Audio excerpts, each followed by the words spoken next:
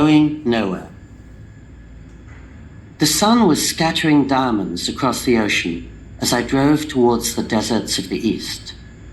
Leonard Cohen, my hero since boyhood, was singing So Long to Marianne on my sound system when I turned onto the snarl of freeways that clog and clutter central Los Angeles. The sharp winter sun disappeared behind a wall of gray for more than an hour, and then at last I drew out again into the clear.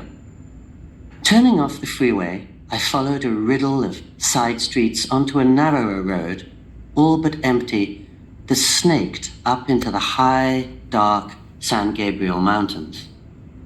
Very soon, all commotion fell away.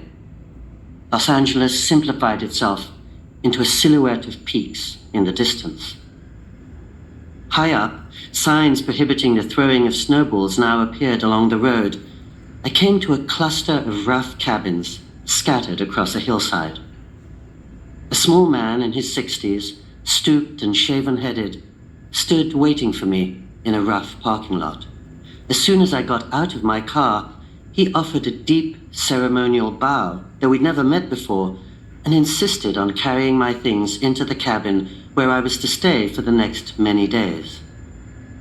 His dark and threadbare monastic robes flew around him in the wind. Once inside the shelter of the room, the monk started cutting up some freshly baked bread to console me for my long drive. He put on the kettle for tea. He told me he had a wife for me if I wanted one. I didn't. I had one on the way. I'd come up here in order to write about my host's near-silent, anonymous life on the mountain.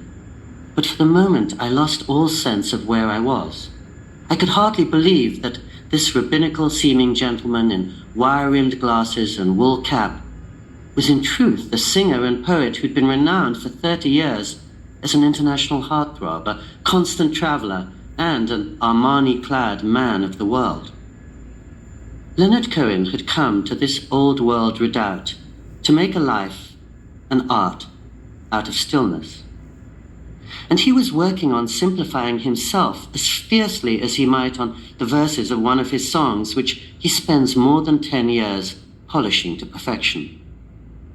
The week I was visiting, he was essentially spending 7 days and nights in a bare meditation hall, sitting stock still.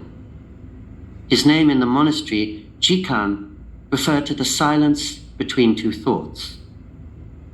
The rest of the time he largely spent doing odd jobs around the property, cleaning dishes in the kitchen, and most of all, tending to the Japanese abbot of the Mount Baldy Zen Center, Joshu Sasaki, then 88 years old.